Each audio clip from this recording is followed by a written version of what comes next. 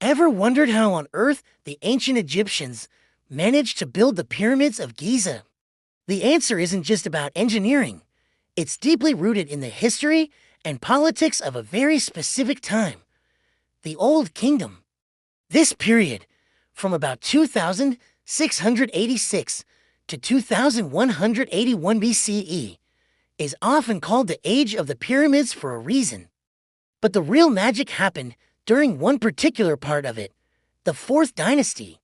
This was an era of incredible stability and prosperity, lasting from around 2613 to 2494 BCE. At the top of it all was the pharaoh, who wasn't just a king, he was seen as a living god. This combination of political power and divine authority was the secret sauce. It allowed the pharaoh to command immense resources and organize a massive workforce to build these incredible monuments. The whole society was built around a concept called Mat, a cosmic order of truth, balance, and harmony. Building the pyramids was a way to maintain that order and ensure the pharaoh's successful journey into the afterlife. The Fourth Dynasty pharaohs had unprecedented control. They could marshal thousands of skilled workers, architects, and engineers to bring their monumental visions to life. It all started with Pharaoh Khufu, who came to the throne around 2589 BCE. His long and stable reign provided the perfect window to construct the first and largest pyramid at Giza, the Great Pyramid. It wasn't just a tomb. It was a powerful statement of his divine role and the kingdom's might. Next came Khufu's successor, Pharaoh Khafre, who ruled from about 2558 BCE. He continued the tradition, building the second pyramid at Giza. Though it's slightly smaller than his father's, it's still an absolute giant, and Khafre didn't stop there. He's also the face behind the Great Sphinx, that iconic statue with the body of a lion and the head of a king, believed to be his own. The Sphinx stands as a majestic guardian, symbolizing royal power and divine protection over the entire complex.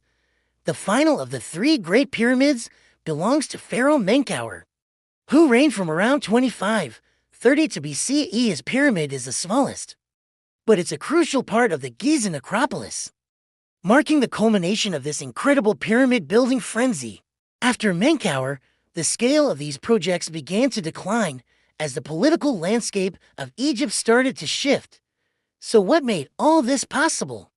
The political stability of the Fourth Dynasty was key. With a strong, centralized government, the pharaoh could direct the entire nation's efforts without interruption. The economy was also booming, thanks to the predictable annual flooding of the Nile River. This flood deposited rich, fertile soil, leading to bountiful harvests. A well-fed population meant there were plenty of people available to work on construction projects during the off-season for farming, and this wasn't just a disorganized mob of workers. The Old Kingdom had a highly sophisticated administration. A network of officials and scribes managed everything from taxes to labor logistics. They kept detailed records, organized supply chains, and oversaw the construction process day to day. We have evidence of entire villages built near Giza just for the workers, complete with bakeries, houses, and even medical facilities. This shows that the laborers were not slaves, but skilled and compensated workers who were essential to the project. Most were farmers who worked on the pyramids during the Nile's flood season when their fields were underwater. In this society, religion and the state were one and the same. The pharaoh's divine status gave him the authority to mobilize the entire kingdom for what was ultimately a religious project. The pyramids were far more than just tombs. They were seen as engines of creation, ensuring the pharaoh's eternal life and, by extension, the continued stability and prosperity of Egypt itself. They were a physical manifestation of the cosmic order, Mat, and the pharaoh's role as the bridge between the gods and humanity. The achievements of the Fourth Dynasty weren't just in construction. This period saw a flourishing of art, technology, and architecture that would influence Egyptian culture for thousands of years. The Giza complex is the ultimate symbol of this golden age, a testament to what a unified, prosperous, and ambitious society could achieve. Of course, this intense centralization of power didn't last forever. After the Fourth Dynasty, political authority slowly began to decentralize, with local governors gaining more influence. As a result, the era of building massive pyramids waned, and different burial customs began to take hold. But the legacy of Khufu, Khafre, and Menkaure was literally set in stone. So, when you look at the Pyramids of Giza, remember they represent more than just architectural genius. They are the product of a unique moment in history, a time of absolute pharaonic power, economic prosperity, and a powerful religious belief system that brought an entire nation together to build for eternity. They are the ultimate symbols of the Old Kingdom's ambition and its extraordinary achievements. The construction of the Pyramids of Giza occurred during a distinctive period in ancient Egyptian history, known as the Old Kingdom.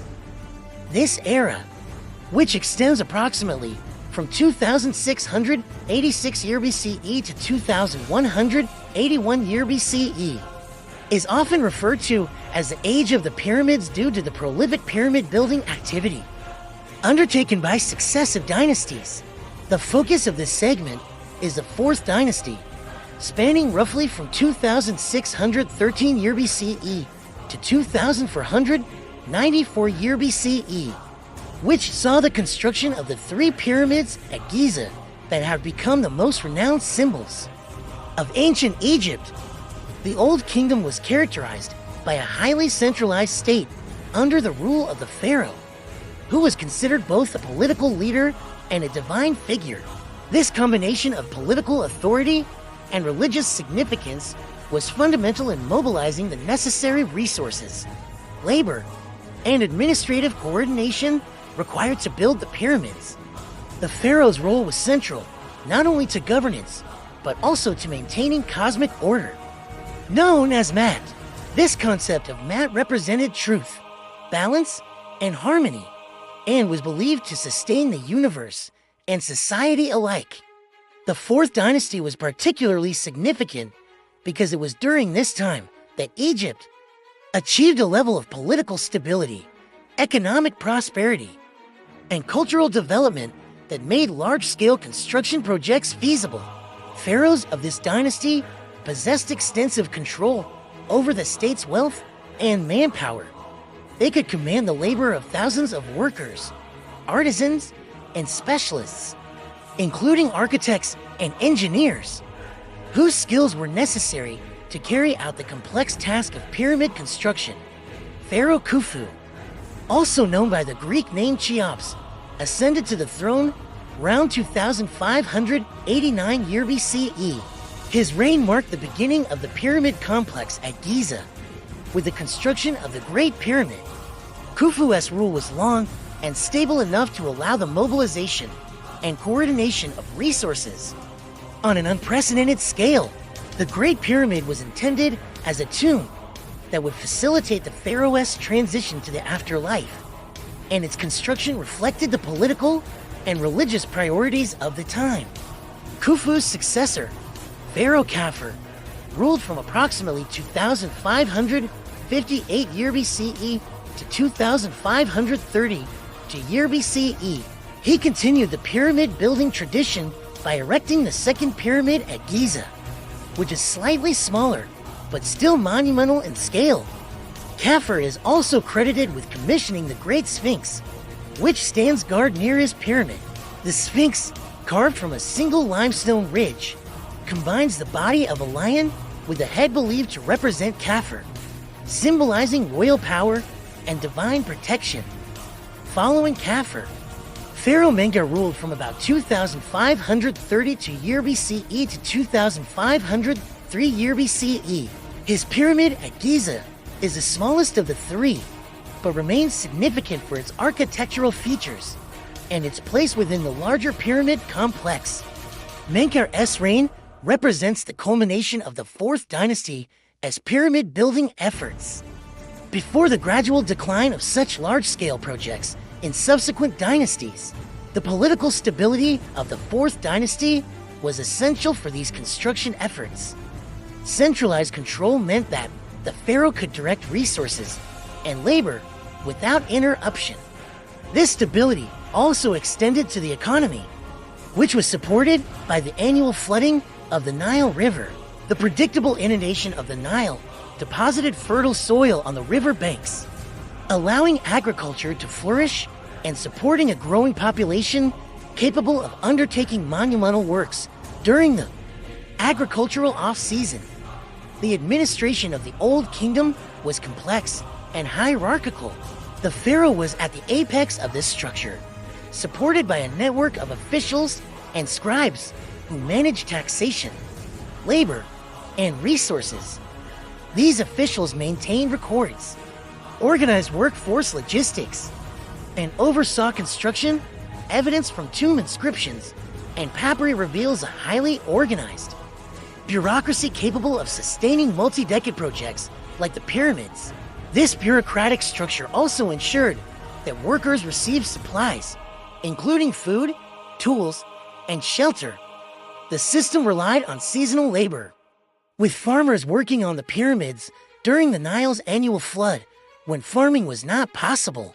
Archaeological discoveries of worker villages near Giza, including bakeries and medical facilities, support the understanding that laborers were organized, cared for, and compensated. Religion and state were deeply intertwined in the Old Kingdom. The pharaoh's divine status justified the mobilization of labor and resources for religious monuments. The pyramids were not merely tombs. They were expressions of cosmic order and the pharaoh's eternal role as mediator between the gods and humanity. This belief system reinforced social cohesion and political authority. The Fourth Dynasty's prosperity and centralized control allowed Egypt to develop arts, architecture, and technology that set the foundation for later periods. The pyramid complex at Giza reflects this peak of Old Kingdom achievement and remains a testament to the political and religious ideals of the time. Despite this era's stability, Egypt's political landscape would eventually change. After the Fourth Dynasty, power gradually decentralized, and pyramid building declined as other burial practices emerged. However, the monuments at Giza remained enduring symbols of pharaonic power and religious devotion. In conclusion, the socio-political environment of the Old Kingdom's Fourth Dynasty was characterized by centralized authority, economic prosperity, and religious unity. These conditions enabled the construction of the Pyramids of Giza, monumental structures that continued to symbolize the achievements of ancient Egyptian civilization. The construction of the Pyramids of Giza between approximately 2580 BCE and 2490 BCE represents one of the most extensive and systematically organized architectural programs of the ancient world. These structures were not assembled incrementally or through trial-based experimentation. Archaeological evidence demonstrates that construction followed predetermined plans governing site preparation, material acquisition, transportation logistics, stone placement, and surface finishing. The scale of coordination required indicates centralized oversight and long-term planning capacity operating consistently throughout the Fourth Dynasty. The selection of the Giza Plateau was a foundational decision in this process. The plateau consists primarily of dense limestone bedrock, capable of supporting extreme structural loads. Geological surveys confirm that the pyramids were anchored directly onto this bedrock, rather than built upon loose sediment. This reduced differential settling and long-term structural movement. The plateau's elevation above the Nile floodplain provided protection from seasonal inundation, while remaining close enough to agricultural zones to support provisioning and transport. Before vertical construction began, builders prepared level foundations across each pyramid's footprint. This process involved cutting down elevated bedrock outcrops and filling lower areas with limestone blocks and debris. Measurements of the Great Pyramid S base show deviations of only a few centimeters across more than 230 meters per side.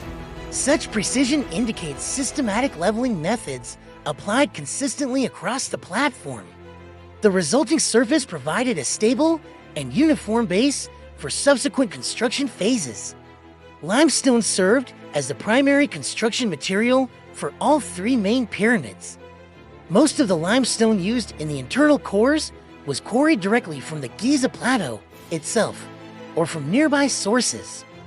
Quarry marks and unfinished blocks preserved at these sites demonstrate large-scale extraction operations conducted adjacent to the construction zone. Using local stone reduced transport distance and allowed continuous supply throughout the building period. For exterior casing, a different material was employed. Fine white limestone was transported from the Tura quarries, located on the eastern bank of the Nile.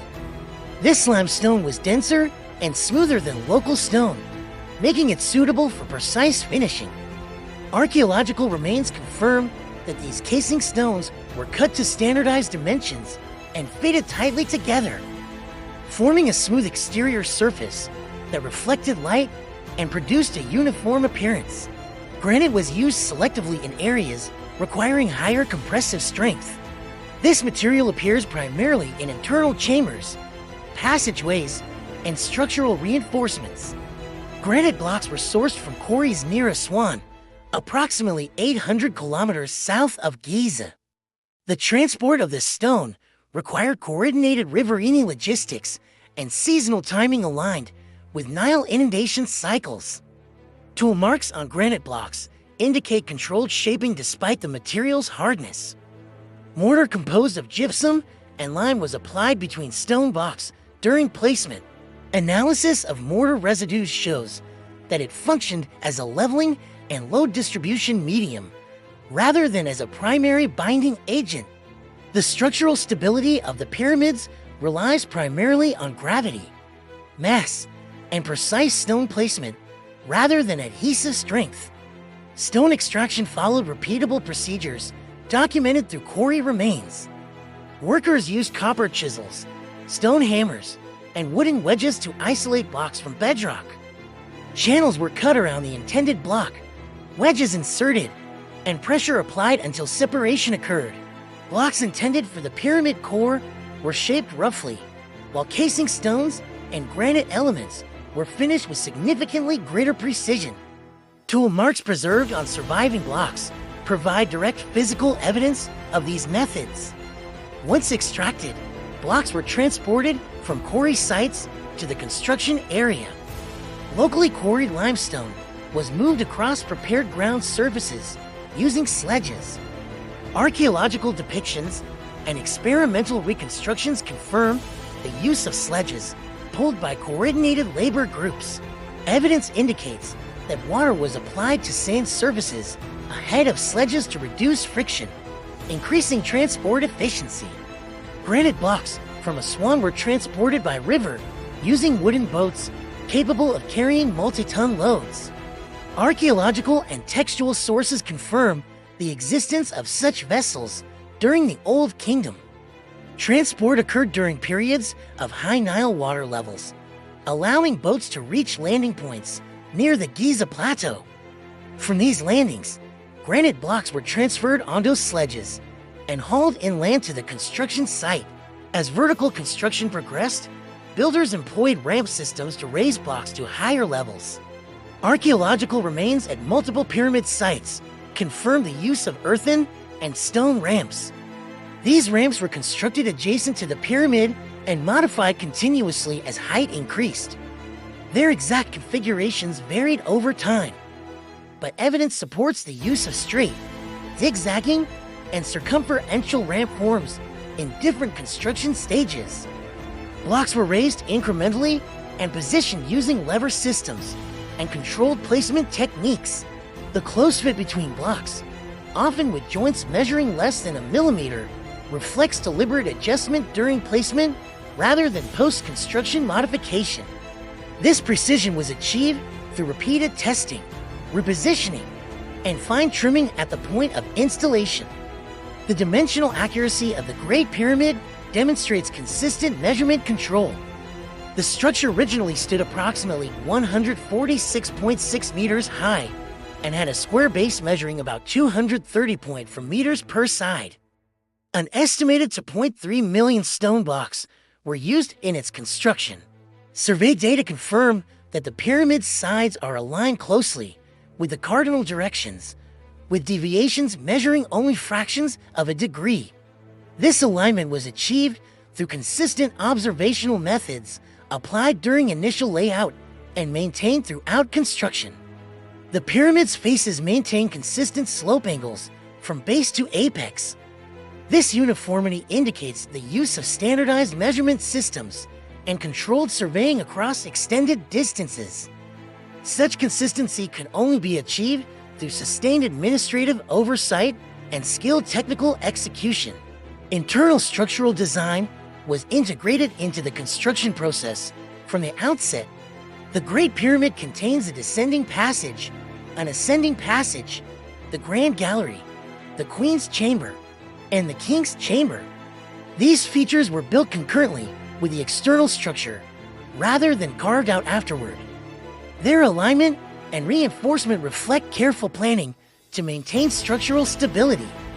The King's Chamber was constructed entirely from granite and contains a granite sarcophagus carved to precise internal dimensions. Above the chamber, 5 relieving chambers composed of massive granite beams were installed. These chambers redirected vertical load away from the ceiling of the burial chamber, preventing collapse under the pyramid's immense weight. This design demonstrates an understanding of load management and pressure distribution. Passageways were angled and aligned to preserve structural integrity, while allowing controlled access during construction and burial preparation. The angles and dimensions of these passages reflect standardized engineering choices, rather than ad hoc solutions. The overall pyramid shape functioned as a load distribution system. Weight from upper layers was transferred downward and outward through the structure, minimizing stress on internal spaces. Block sizes varied by position, with larger blocks concentrated at lower levels and smaller blocks used higher up. This gradation reduced pressure on lower courses and improved overall stability.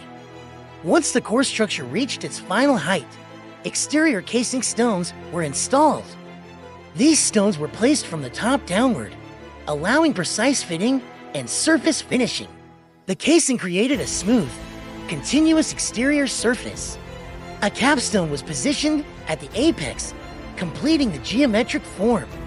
Temporary construction features, including ramps and working platforms, were dismantled once casing installation was complete. The finished pyramid presented a uniform structure rising directly from the plateau, with sharp edges and smooth faces. The pyramids constructed during the 4th Dynasty have remained standing for more than 4 millennia. Although exterior casing stones were removed in later periods and surfaces exposed to erosion, the core structures remain intact. Structural surveys confirm minimal deformation relative to their original form. This endurance reflects the effectiveness of the architectural planning, material selection, and engineering execution employed during the construction period. The archaeological record documents a controlled, repeatable process grounded in physical methods and administrative coordination, rather than improvisation. By the early 4th Dynasty, large-scale stone construction had become a consistent feature of state activity along the Nile Valley. Construction sites were established on elevated desert margins adjacent to the floodplain. This placement allowed direct proximity to agricultural production zones while remaining safely above. Seasonal inundation. Site selection followed practical criteria, including terrain stability, access to nearby stone resources, and logistical connectivity to river transport routes that supported bulk material movement. Project Tastes of this scale required sustained coordination across multiple administrative units operating. Simultaneously, quarrying zones function alongside transport corridors, storage depots, and residential areas for labor forces. Archaeological remains from these locations show standardized tool forms, repetitive stone cutting techniques, and uniform block dimensions extending across wide construction areas. These features indicate centralized oversight and regulated procedures, rather than localized or improvised activity. Material movement followed predictable and repeatable patterns. Limestone and granite blocks were extracted at quarry sites, shaped to standardized forms, transported along prepared routes, and positioned according to predefined construction sequences. Physical evidence from ramps, causeways, and leveling platforms demonstrates attention to alignment, elevation control, and structural load distribution. These processes unfolded over extended periods, with construction advancing in defined stages, rather than as continuous, uninterrupted activity. The resulting monuments did not exist as isolated structures. Each major construction formed part of a broader spatial system, composed of multiple architectural elements. Primary stone edifices were integrated with subsidiary structures, enclosed courtyards, processional pathways, and installations positioned closer to the floodplain. These components operated together as a coordinated complex rather than as independent features. Causeways connected elevated desert constructions to lowland facilities near the river. These pathways maintained consistent orientation and gradient, reflecting standardized design principles rather than ad hoc solutions. Open courtyards and enclosed precincts structured movement within the complex, guiding access between zones associated with storage, administration, labor organization, and repeated procedural activity. Spatial boundaries were reinforced through walls, changes in elevation, and controlled entry points. These features regulated circulation and clearly demarcated areas designated for different operation. Functions. The overall layout indicates that monument complexes functioned as organized environments supporting ongoing activity, rather than as static or purely commemorative structures. Construction techniques followed repeatable mechanical principles. Stone blocks were positioned in horizontal courses with careful attention to alignment and load transfer. Where internal chambers were incorporated, they were reinforced through corbelling, layered roofing stones, and pressure dispersing arrangements designed to manage weight distribution. These methods reflect practical engineering requirements rather than inferred symbolic intent. Construction surfaces preserve evidence of leveling, smoothing, and measurement control. Surveying techniques ensured consistent orientation and proportional accuracy across large distances. Tool marks confirmed the use of copper implements, stone hammers, and abrasion methods, consistent with material evidence recovered from contemporary sites throughout the Nile Valley. The gradual tapering observed in large stone structures reflects mechanical requirements rather than interpretive symbolism. Reducing mass at higher elevations decreased load pressure on lower courses. Structural stability was achieved through geometric planning, material density, and cumulative weight distribution, rather than through decorative or narrative elements. These monument complexes operated within an established framework of state religious practice. Archaeological evidence identifies designated areas for offerings, storage of ritual goods, and controlled access points associated with repeated ceremonial procedures.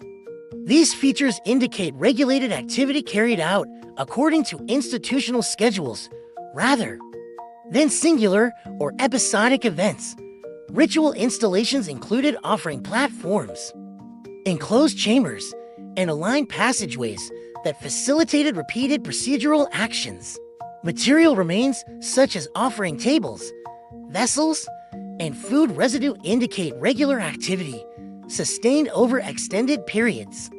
The recurrence of these features across multiple sites suggests institutional continuity in religious administration embedded within broader state operations. Written records from the Fourth Dynasty are limited in volume, but consistent in form. Inscriptions, seal impressions, and administrative markings primarily document labor organization, material distribution, and institutional titles. These records do not provide explanatory commentary on belief systems or symbolic meanings, and instead focus on procedural and administrative functions. Material evidence supplements these texts through repeated architectural patterns and standardized object forms. The consistency observed across multiple sites indicates regulated practices maintained over time, rather than individual variation. Interpretation of belief content beyond observable actions and material arrangements is not supported by contemporaneous records. Reliefs and decorative elements, where present, remain schematic and procedural. They depict actions, objects, and spatial arrangements without narrative elaboration. Their apparent function is to document process rather than to convey interpretive or symbolic meaning. Construction and long-term operation required a stable labor force supported by agricultural surplus. Settlement remains near construction zones include housing areas, storage facilities, bakeries, and workshops. These installations indicate long-term occupation rather than temporary or seasonal. Encampments. Labor organization followed rotational patterns aligned with agricultural cycles. Workforce provisioning included grain, water, tools, and medical care. As evidenced by material assemblages and skeletal remains, injury patterns reflect repetitive labor activity rather than sporadic high-risk events. Consistent with sustained institutional management, administrative oversight ensured continuity across construction phases. The scale and duration of these projects indicate enduring organizational capacity rather than episodic mobilization. Upon completion, monument complexes continued to function as active sites rather than being abandoned, evidence of ongoing offerings, repairs, and administrative presence demonstrates long-term use. Storage installations and access routes remain operational, supporting repeated procedural activity. Maintenance included stone replacement, surface leveling, and pathway upkeep, indicating integration into regular institutional schedules. The continuity of use reflects organizational persistence documented through material investment and repeated action. The archaeological record preserves the traces of these procedures, including maintained structures, repeated use surfaces, and standardized object deposition. While these remains document sustained activity, they do not record explanatory interpretations or belief rationales beyond observable practice. During the Fourth Dynasty, large-scale construction activity required sustained human labor coordinated across extended periods. Archaeological evidence indicates that labor deployment followed seasonal and rotational patterns associated with the annual Nile inundation, when floodwaters covered agricultural land and reduced farming activity. Participation in state-directed construction increased. This pattern is observable through settlement remains and provisioning facilities positioned near construction areas. Material evidence from housing complexes, food production areas, and transport infrastructure indicates that several thousand individuals were present at any given time. With broader participation distributed across longer intervals, workers were not assembled simultaneously. Instead, labor was organized into rotating groups that allowed construction activity to continue across multiple years while agricultural production elsewhere in the Nile Valley followed seasonal cycles. The continuity of material deposition indicates ongoing activity rather than abrupt interruption. Construction activity involved multiple categories of labor operating in parallel. Archaeological contexts show evidence for quarrying, block shaping, transport coordination, ramp preparation, structural placement, tool manufacture, food preparation, storage management, and administrative oversight. These activities occurred in distinct zones rather than within a single shared space. Quarry sites contain extraction tools, hammer stones, and debris from stone reduction. Construction platforms preserve leveling surfaces, alignment features, and placement traces. Settlement areas include domestic structures, storage rooms, and food processing installations. The spatial separation of these areas indicates functional differentiation. Repeated tool forms and consistent wear patterns suggest that tasks were carried out within designated activity zones over extended periods. There is no material indication of irregular or ad hoc task assignment. Permanent and semi-permanent settlements were established adjacent to construction zones. Excavated remains include housing units ranged in rows, food preparation spaces, storage rooms, workshops, and water access points. The scale and regularity of these settlements indicate planned construction rather than temporary. Encampment. Domestic areas contain hearths, grinding stones, ovens, and ceramic vessels used for food preparation and consumption. Storage facilities include enclosed spaces suitable for holding grain and other provisions over time. Waste deposits show repeated occupation, indicating sustained settlement use rather than short-term habitation. Burial areas associated with these settlements contain skeletal remains consistent with adult labor populations. Some remains exhibit healed injuries, indicating survival beyond initial physical stress. These observations are based solely on osteological evidence and settlement context. Supplying labor populations required organized provisioning systems. Agricultural produce from the Nile floodplain was transported to construction settlements and stored in designated facilities. Grain products formed the primary dietary component and were processed on-site into bread and beer. Archaeological evidence includes bakeries, brewing installations, storage jars, and animal remains recovered from settlement contexts. Food distribution appears to have followed regular patterns aligned with settlement occupancy. Animal bones show standardized butchery practices, indicating controlled processing rather than unscheduled consumption. Food remains are consistent across multiple occupation layers, suggesting repeated provisioning cycles rather than isolated supply events.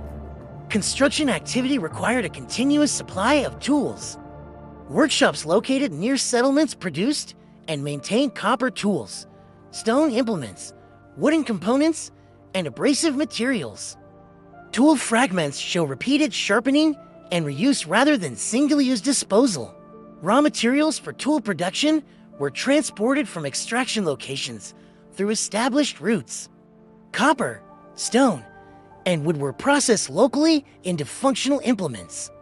Discarded tools show similar dimensions and forms across different activity areas. This consistency reflects standardized production rather than individualized manufacture. Tool replacement and maintenance occurred within workshop zones rather than at construction points. Stone blocks and other materials were transported from quarries to construction platforms using river and land routes. The Nile River served as the primary transport corridor during flood seasons, enabling movement of heavy materials over long distances. On land, prepared pathways, sled tracks, and ramps facilitated movement across desert margins. Archaeological features include compacted surfaces, post holes, and ramp remnants that show signs of repeated use. Material movement followed defined routes linking extraction areas, river landings, storage zones, and construction platforms. The presence of maintained pathways indicates ongoing logistical coordination. Administrative activity coordinated labor allocation, material distribution, and storage control. Seal impressions, tally marks, and labeled containers provide evidence of regulated systems. These records document quantities and locations rather than personal identities. Administrative areas within settlements are spatially distinct from domestic and industrial zones. These spaces contain ceilings, writing implements, and storage features associated with record handling. Written material from this period is limited in narrative content. Surviving records focus on institutional processes and logistical tracking, rather than descriptive explanation or commentary. Skeletal remains from burial sites associated with construction settlements show indicators of repetitive physical activity. Observed features include joint wear, muscle attachment development, and healed fractures. The presence of healing indicates continued survival following injury. No. Archaeological evidence indicates sudden population decline associated with construction activity. Medical tools recovered from settlement contexts include implements consistent with treatment practices documented elsewhere in Old Kingdom Egypt. These remains indicate access to treatment within settlement areas. Construction activity operated within a broader system of resource movement managed through state institutions. Agricultural, production, quarrying, tool manufacture, and transport were coordinated through centralized administrative processes.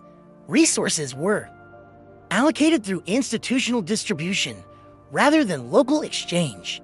Materials flowed from production areas to construction sites according to project requirements. Material remains indicate continuity in labor organization and logistical methods across successive construction phases during the Fourth Dynasty. Tool forms, settlement layouts, and provisioning facilities remain consistent across multiple layers. Changes in scale correspond to differences in monument size and terrain, rather than alterations in organizational structure. No abrupt transitions are visible in the archaeological record.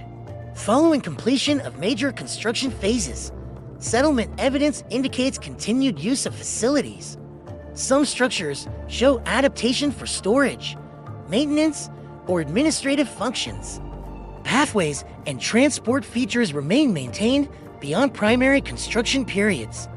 Burial activity associated with settlements continues after major building phases conclude. The archaeological record preserves material outcomes of labor organization and logistics. These include settlements, transport infrastructure, tool assemblages, storage facilities, and burial grounds. These remains document repeated activity over time and provide evidence of coordinated labor without preserving internal decision-making processes. Interpretation is limited to observable material patterns present at excavation sites. Recorded evidence shows that construction activity during the Fourth Dynasty relied on rotational labor deployment, centralized provisioning, standardized tool production, and managed transport routes. These systems are identified through physical remains and administrative artifacts. They demonstrate sustained operational processes within a defined historical period, without supporting inference beyond documented mechanisms and outcomes. Internal design of the Great Pyramid of Giza represents one of the most complex architectural systems of the ancient world. Constructed during the Fourth Dynasty, around 2580 year BCE, the pyramid's interior was planned and executed alongside its massive external structure. The internal features were not added after completion, but were integrated into the construction process from the earliest phases. These spaces were designed to fulfill structural, functional, and ritual requirements within the constraints imposed by the pyramid's immense weight. The primary internal access point is located on the pyramid's northern face, positioned several meters above the original ground level. From this entrance, a descending passage slopes downward into the pyramid's core. This descending corridor extends deep into the bedrock beneath the pyramid, reaching a roughly hewn subterranean chamber. The chamber itself was left unfinished, with irregular walls and a flat floor cut directly into the limestone. Archaeological evidence indicates that this space was part of the original design, not an abandoned or accidental feature.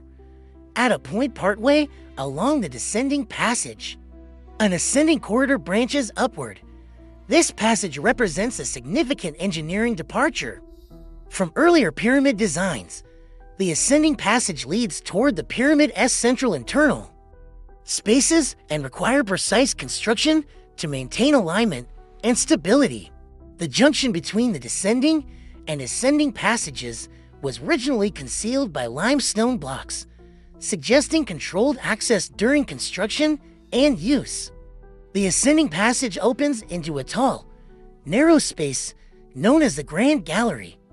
This structure rises approximately 8.5 meters in height and extends over 40 meters in length. Its walls are stepped inward through a series of corbelled courses, a technique that reduces pressure by redirecting weight away from the central void. The floor of the Grand Gallery includes a central ramp flanked by grooves, which may have served functional roles during construction or internal movement of materials. The Grand Gallery leads to two primary chambers within the pyramid. One branch leads horizontally to the Queen's Chamber, while the main axis continues upward to the King's Chamber. Despite its modern name, the Queen's Chamber was not intended for a queen's burial. Its designation reflects early interpretive traditions rather than archaeological evidence.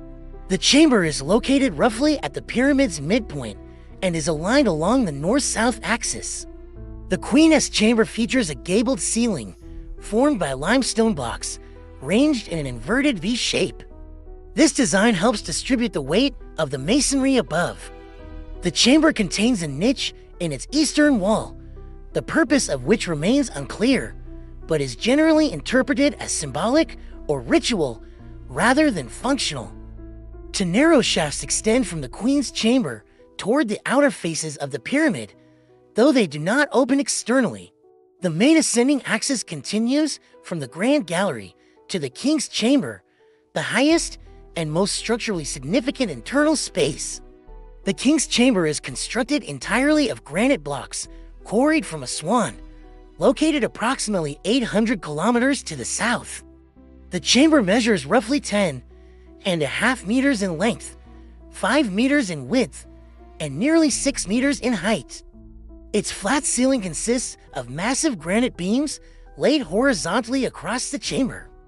Within the King's Chamber rests a large granite sarcophagus, positioned near the western wall. The sarcophagus was placed inside the chamber before the pyramid was completed, as its dimensions exceed the width of the access passages. No lid was found in association with it, and no burial remains had been conclusively identified. The absence of inscriptions within the chamber contrasts with later Egyptian burial practices. Above the King's Chamber lies a system of 5 relieving chambers, stacked vertically. These chambers were constructed to manage the immense weight of the masonry above the burial chamber. The lowest 4 chambers feature flat granite ceilings, while the uppermost chamber employs a pointed, gabled roof formed by limestone blocks. This configuration channels compressive forces away from the King's Chamber ceiling, reducing the risk of structural failure. The walls of the relieving chambers bear construction marks written in red ochre, including quarry marks and work gang identifiers. These inscriptions provide valuable evidence regarding the organization of labor and confirm the pyramid's construction during the reign of Pharaoh Khufu. The marks were not intended for display and were sealed within the structure upon completion. The internal corridors and chambers exhibit precise orientation relative to the cardinal directions. The pyramid itself is aligned with remarkable accuracy to true north, with minimal deviation. The internal passages follow this alignment closely, indicating careful surveying and planning. Directionality held both practical and symbolic significance within ancient Egyptian architectural traditions. 2 narrow shafts extend from the King's Chamber, one from the north wall and one from the south wall. These shafts exit the pyramid's exterior and were initially misinterpreted as ventilation ducts. Subsequent analysis suggests that their orientation towards specific regions of the sky may reflect symbolic associations related to the afterlife, though their exact function remains a subject of study. The shafts are straight, precisely cut, and vary slightly in cross-sectional dimensions. The internal layout of the Great Pyramid differs significantly from earlier pyramids of the Third Dynasty. The complexity of its chambers and passageways indicates an evolution in architectural ambition and technical capability. Each space was integrated into the structure with careful consideration of load distribution, material properties, and long-term stability. In addition to the known internal features, modern scientific methods have revealed previously unknown internal spaces. In recent decades, non-invasive technologies have been applied to study the pyramid's interior without physical intrusion. Among these techniques is tomography, which detects subatomic particles generated by cosmic rays as they pass through solid matter. Variations in particle density allow researchers to identify voids within massive structures. Muon scanning conducted in the 2010s identified a large void located above the Grand Gallery. This void extends for several tens of meters and has a cross-section similar to that of the Grand Gallery itself. Its orientation and size suggest that it was intentionally incorporated into the pyramid's design, rather than being the result of structural collapse or erosion. The function of this void has not been directly observed, as no physical access point has been identified. Current interpretations remain limited to structural analysis and comparison with known architectural practices. The void's presence indicates that the internal complexity of the Great Pyramid exceeds what was documented by early explorers and 19th century surveys. Other minor anomalies have also been detected within the pyramid's core, though their dimensions and significance vary. All discoveries are evaluated through repeated measurement and independent verification. No invasive excavation has been undertaken in response to these findings, in accordance with modern conservation standards.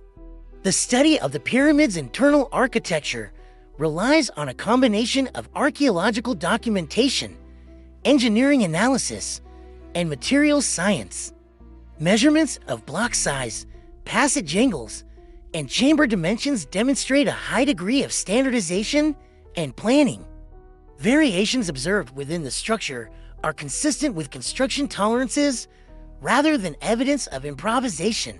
Throughout its interior, the Great Pyramid reflects an integrated approach to design. Structural solutions, such as corbelling and relieving chambers, address the challenges posed by extreme mass. Spatial arrangements reflect ritual considerations consistent with Old Kingdom religious practice. The alignment and geometry of internal features demonstrate advanced surveying techniques.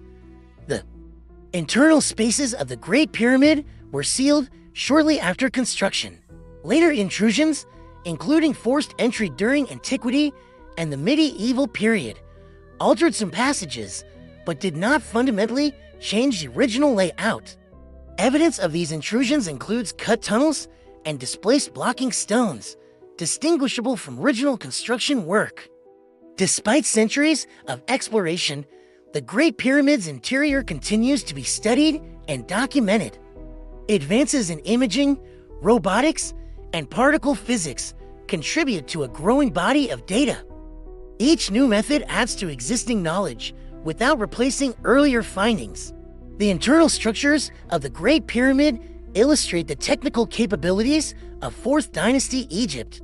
They demonstrate the ability to plan, execute, and preserve a complex architectural system within a massive stone monument.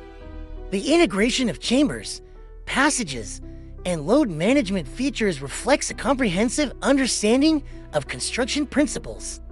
Segment 6 concludes with the recognition that the Great Pyramid's internal design remains a critical area of study.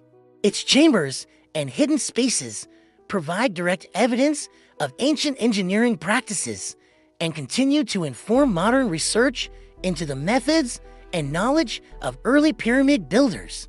The Pyramids of Giza. For thousands of years, they've stood as silent sentinels on the edge of the desert, inspiring awe, wonder, and a whole lot of wild theories. They are masterpieces of ancient engineering, but over time, they've also become shrouded in myths and misconceptions. Today, we're going to peel back the layers of speculation and look at what the evidence actually tells us. Let's separate the facts from the fiction, the history from the hype. One of the most popular and persistent myths is that aliens built the pyramids. The idea is that ancient Egyptians couldn't possibly have created such massive, precise structures on their own. So they must have had a little help from extraterrestrial visitors or some long-lost, advanced technology. It's a fun idea for a movie, but in reality, there's absolutely zero archaeological evidence to support it. Archaeologists have spent decades excavating the Giza Plateau and the quarries where the stones were sourced. What have they found? Not laser cutters or anti-gravity devices. They found the actual tools the Egyptians used: copper chisels, hard stone hammers, wooden sledges, and miles of rope. The marks on the stone blocks perfectly match these simple, yet effective, tools. We can see the progression of their techniques, the trial and error. The construction of the pyramids isn't a story of alien intervention. It's a testament to human ingenuity, incredible project management, and a massive, highly organized workforce. The skill and dedication of the ancient Egyptian builders are more than enough to explain this incredible achievement. Hand in hand with the alien theory is the idea that the pyramids are some kind of secret power plant, harnessing mysterious cosmic energies. Again, this is a fascinating concept, but it's pure speculation. Scientists have extensively studied the physical properties of the limestone and granite blocks. They were chosen for their durability and availability, not for any special energy-conducting properties. The pyramids were tombs, built as monumental resting places for pharaohs, designed to guide them into the afterlife. There are no ancient power cables, no inscriptions detailing energy generation, and no physical evidence whatsoever to suggest they were anything other than magnificent burial structures. The true power of the pyramids lies in their ability to inspire us, not to generate electricity. Now let's talk about something a bit spookier: the curse of the pharaohs. This idea really took off in the 1920s after Howard Carter discovered the tomb of Tutankhamun.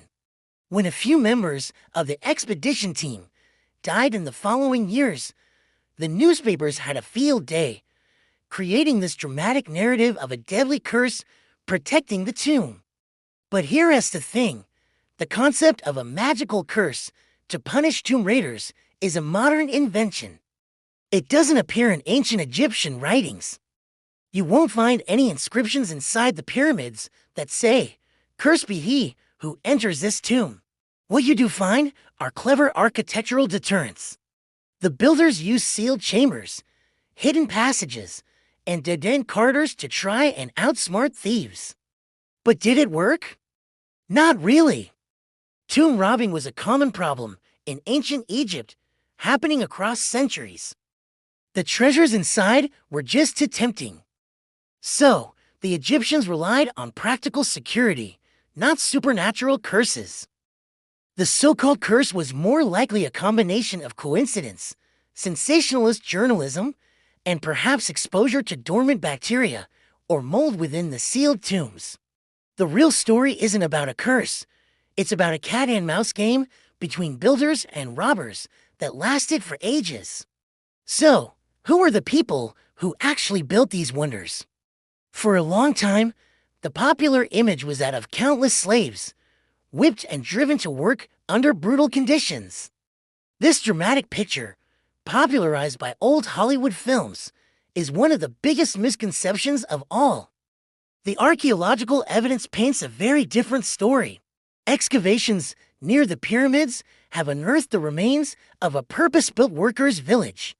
This wasn't a slave camp. It was a well-organized community with bakeries capable of producing thousands of loaves of bread a day, dormitories, and even medical facilities. Analysis of skeletons found in the workers' cemeteries shows that these laborers ate a nutritious diet of meat, bread, and beer. They also received medical care. We see evidence of broken bones that were properly set and healed, which is not the kind of treatment you'd expect for a disposable workforce. These weren't slaves. They were skilled Egyptian craftsmen and seasonal laborers. Many were likely farmers who worked on the Pyramid project during the annual Nile flood, when their fields were underwater. They were paid for their labor, not in money, but in food, shelter, and provisions. It was a massive state-organized project, a form of national service that brought people together from all over the kingdom. Building the pyramid was a matter of religious devotion and civil duty, not forced labor. These were proud people building a monument for their king and their gods.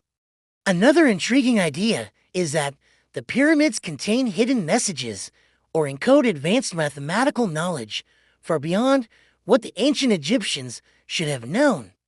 It's true that the pyramids are architectural marvels. They are aligned almost perfectly with the cardinal points north, south, east, and west. Their proportions are precise. But does this imply secret, lost knowledge? Not necessarily.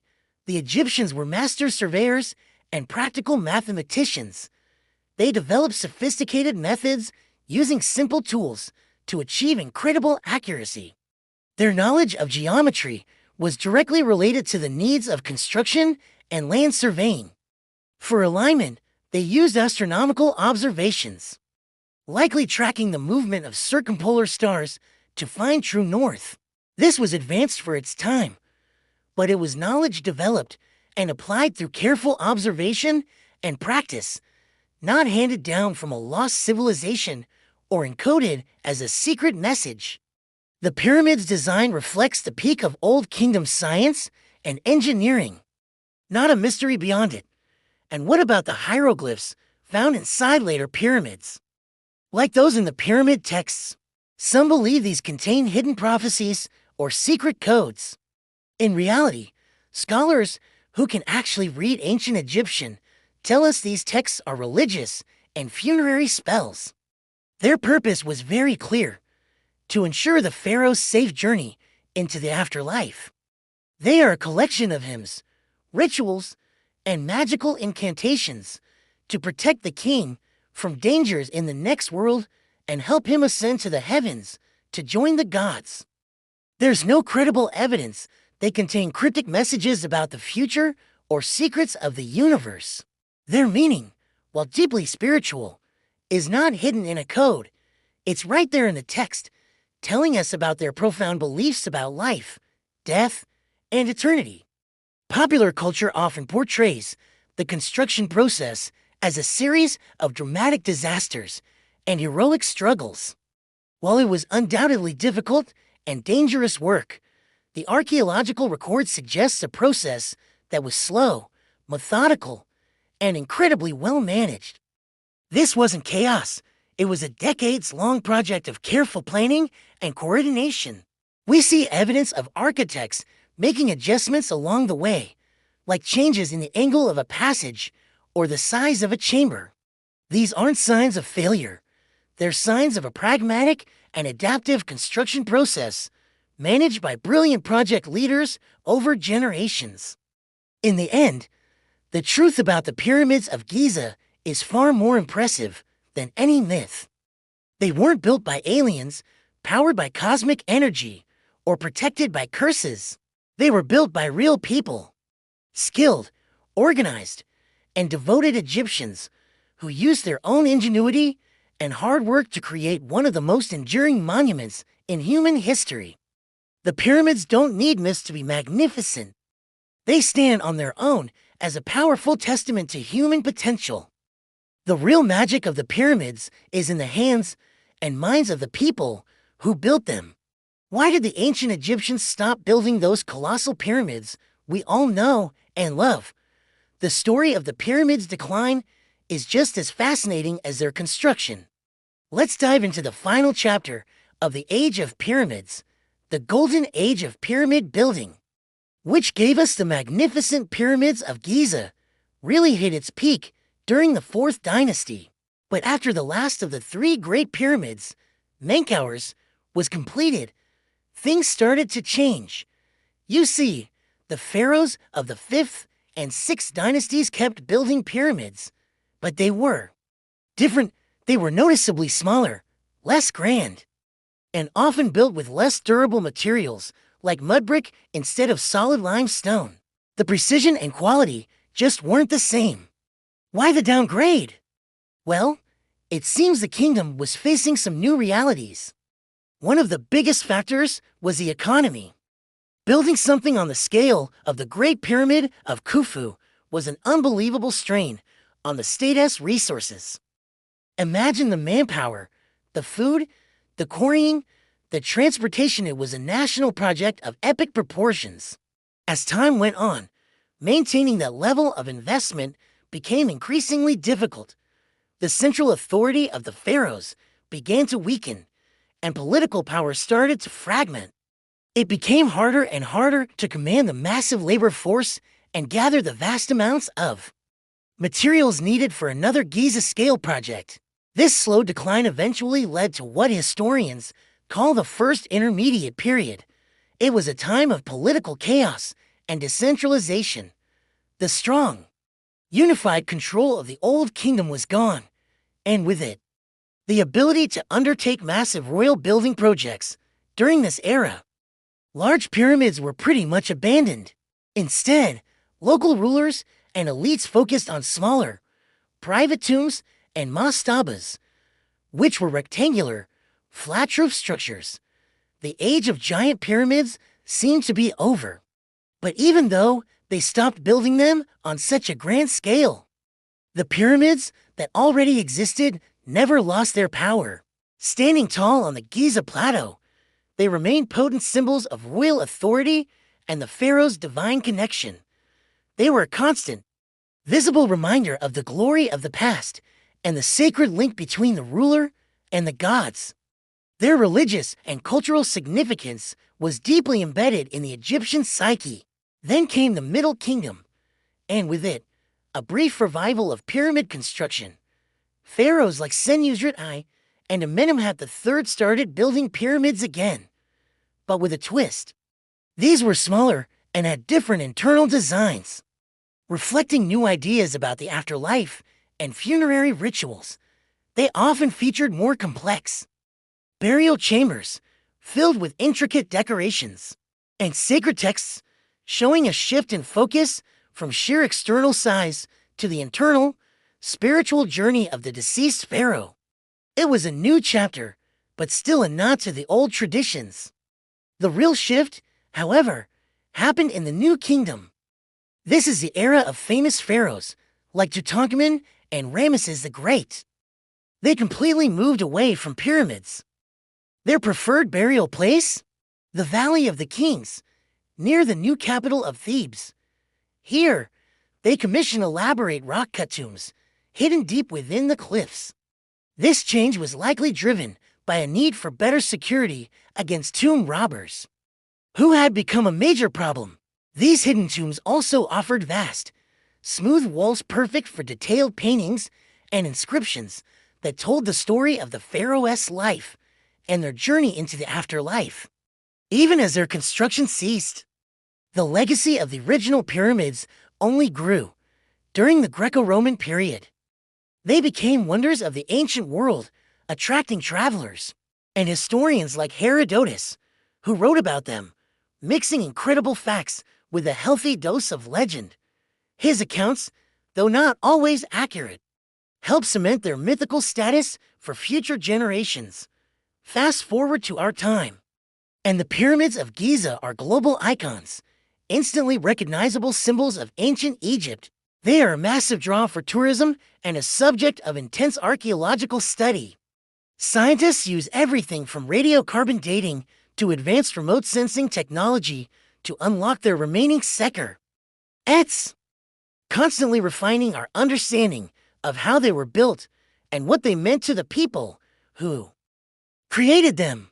The fact that these structures have endured for over 4,500 years is a testament not just to the incredible skill of their builders, but to their deep cultural and spiritual importance.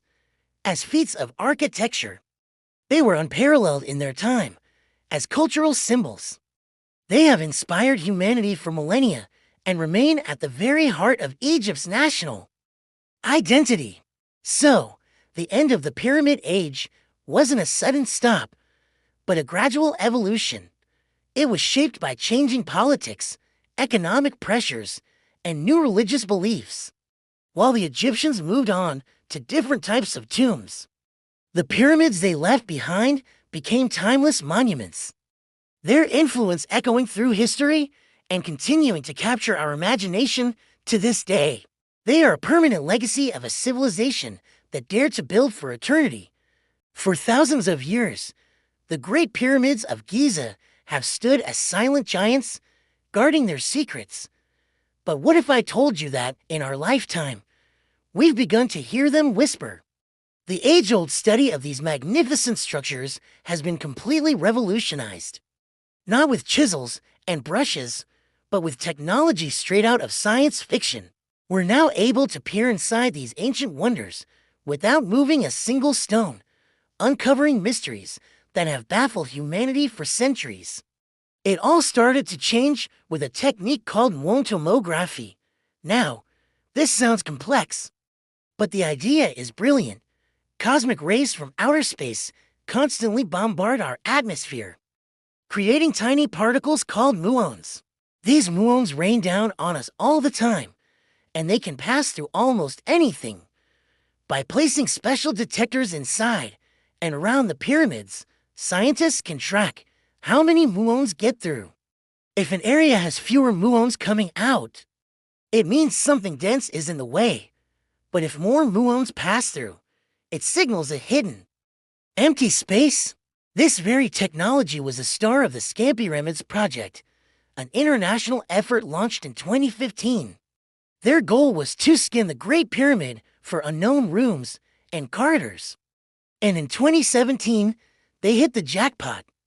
They discovered a massive, previously unknown void right above the famous Grand Gallery.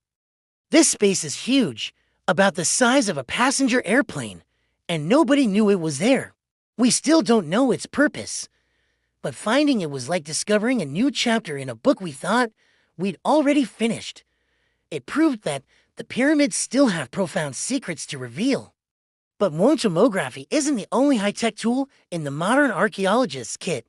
Researchers also use ground-penetrating radar, or GPR. This works by sending radio waves into the stone. The waves bounce back differently depending on what they hit, creating a sort of underground map of chambers, tunnels, or even just changes in the rock. It's like giving the pyramid an ultrasound.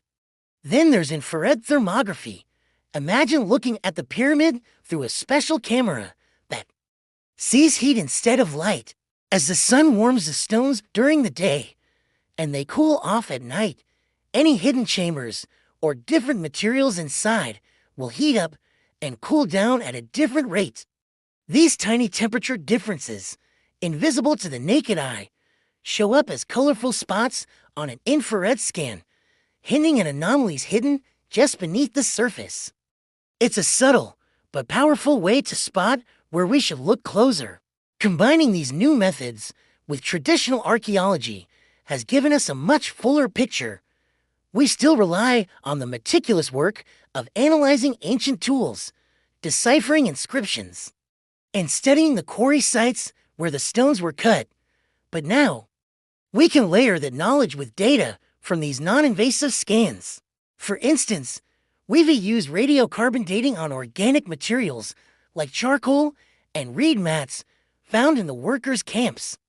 This has helped us confirm that the pyramids were built during the 4th Dynasty, around 4,500 years ago, matching up perfectly with historical records. The view from above has been just as transformative. High-resolution satellite imagery has allowed us to map the entire Giza Plateau like never before. From space, we can see the layout of the ancient workers' villages, the causeways that connected the temples, and the smaller tombs surrounding the main pyramids. This bird's-eye view helps us understand that the pyramids weren't just isolated tombs. They were the heart of a massive, bustling, and highly organized ancient city. It puts these incredible structures into the context of the society that built them. And once all this data is collected, what do we do with it? This is where digital technology comes in. Scientists and engineers create incredibly detailed 3D models of the pyramids, both inside and out. These virtual pyramids allow us to walk through the passages, explore the chambers, and even test theories about how they were built. We can simulate different construction methods to see what was possible, analyze the structural integrity of the building, and visualize the void found by the Pyramids team. These models are not only vital for research, but also make the pyramids accessible to everyone, allowing people all over the world to explore these wonders from their own homes. Despite all this incredible progress, the pyramids haven't given up all their secrets. Far from it. The function of that big void is still a huge mystery. Were there other chambers that we haven't found yet? And the biggest question of all, how exactly did they build them? These are the questions that continue to drive research forward. The beauty of these new technologies is that we can continue our search without causing any harm to these priceless monuments, preserving them for future generations to study and admire. This new era of discovery is a global, collaborative effort. It's not just Egyptologists anymore. Physicists, engineers, and computer scientists are all working together, bringing their unique skills to the table. This interdisciplinary approach is pushing the boundaries of what we can learn about our past. It is a perfect example of how our endless fascination with ancient history is driving cutting-edge scientific innovation. The Pyramids of Giza were built over 4.5 millennia ago.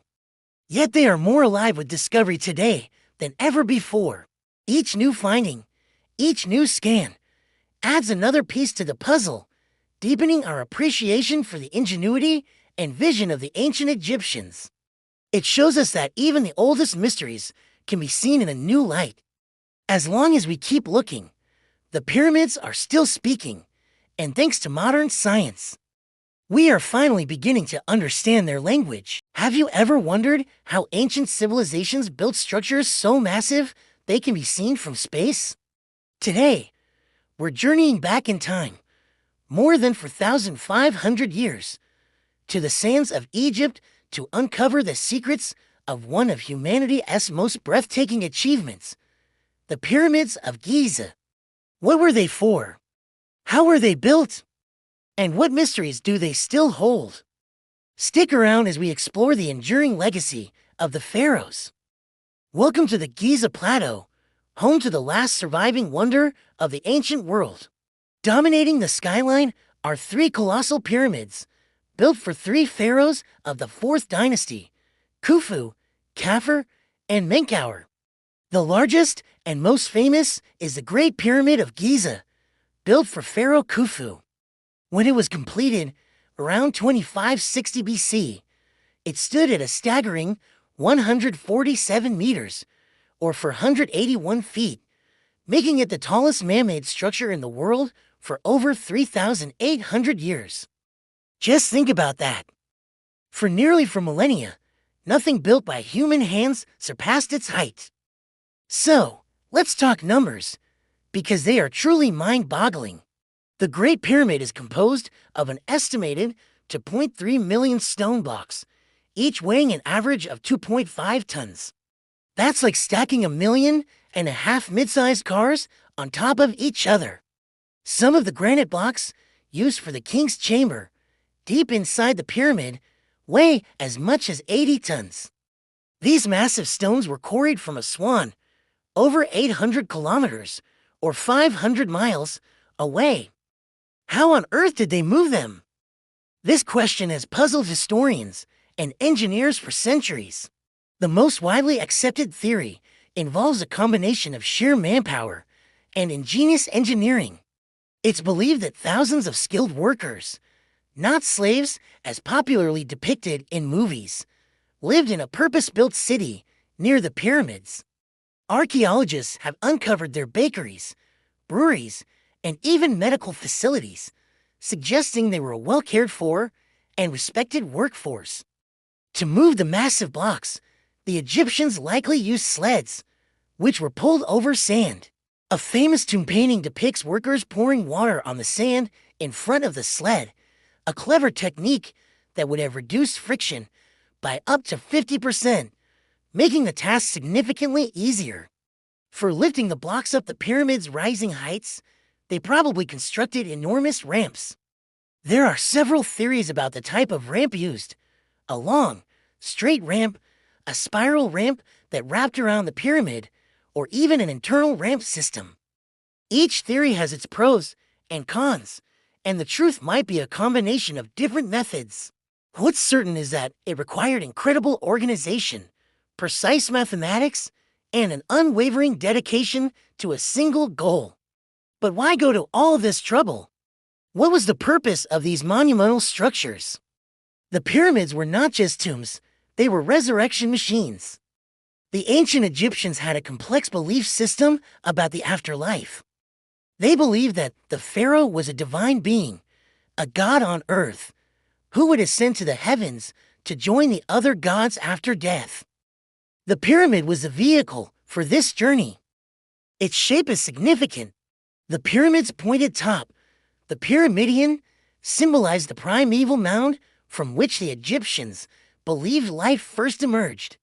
Its sloping sides were seen as a stairway or a ramp for the pharaoh's soul to climb to the sky. The entire structure was aligned with incredible precision to the cardinal points of the compass, with the entrance on the north face. This alignment was likely tied to their astronomical beliefs, connecting the pharaoh's journey to the circumpolar stars, which they considered immortal because they never set below the horizon. Let's step inside, virtually, of course.